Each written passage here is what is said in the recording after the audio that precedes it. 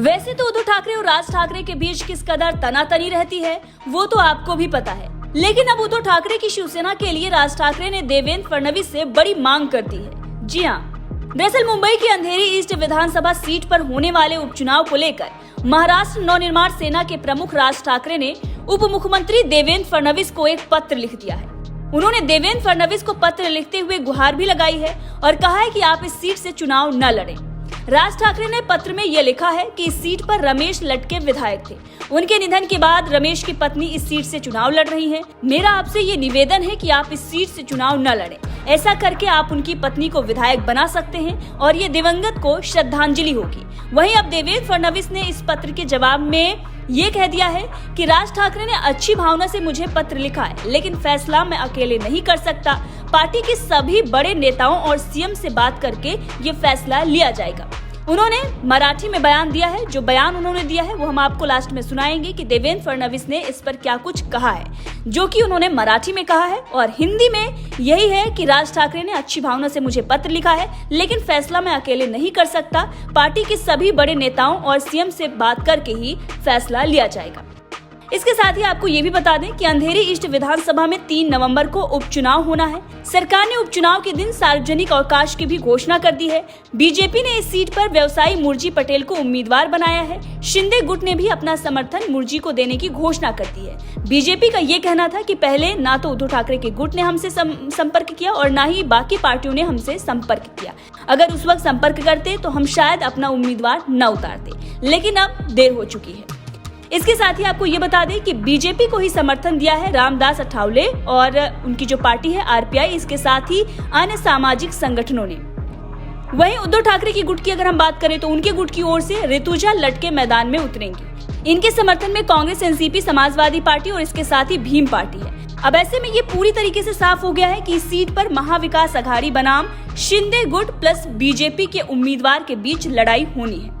वहीं अब जब मनसे प्रमुख राज ठाकरे ने खुलेआम ये पत्र लिखकर घोषणा कर दी है कि उन्होंने निवेदन किया है देवेंद्र फडणवीस से कि वो अपना उम्मीदवार ना उतारें या हटा लें, तो अब देखना ये होगा कि इस पर क्या कुछ करती है बीजेपी। क्या बीजेपी अपने उम्मीदवार को पीछे लेती है या फिर नहीं, तो देखना होगा बीजेपी की तरफ से क्या कुछ रिएक्शन आता है। वैसे देवेंद्र फडणवीस ने तो ये साफ कर दिया है कि जो बाकी हमारे वरिष्ठ नेता हैं उनसे बातचीत की जाएगी। इसके साथ ही उन्होंने कहा कि बाला साहब ठाकरे की जो शिवसेना है उसके जो प्रमुख हैं और इसके साथ ही जो महाराष्ट्र के सीएम है एकनाथ शिंदे, उनसे भी बातचीत की जाएगी। लेकिन इसके साथ ही आपको बता दें कि ये जो पत्र है राज ठाकरे का वो उन्होंने अपने ट्विटर हैंडल पर शेयर किया है, जो कि आप देख सकते हैं। अब देवेंद्र फडणवीस का जो बयान है मराठी में आप सुन सकते हैं क्या कुछ रहा इस पर उनका रिएक्शन। मला असं वाटतं की अतिशय चांगला एक्सपो आज या ठिकाणी आयोजित करण्यात आलेला आहे आणि विशेषतः जे होम बायर्स आहेत त्यांच्याकरता खूप मोठी अपॉर्च्युनिटी या ठिकाणी आहे। वेगवेगळ्या योजना आहेत, सगळ्या रेरा रजिस्टर्ड आहेत, त्यामुळे फसवणुकीचे कुठे स्कोप नाहीये। बँकर्स इथे आहेत, ते या ठिकाणी बँकिंग करतात आणि आमचं सरकारचं रजिस्ट्रेशनचं काउंटर देखील इथे आहे। म्हणजे आजच जर कोणाला घ्यायचं असेल तर इथे रजिस्ट्रेशन देखील त्यांचं होत आहे। त्यामुळे एक अतिशय चांगला हा एक्सपो या ठिकाणी मला असं वाटतं आयोजित करण्यात आला।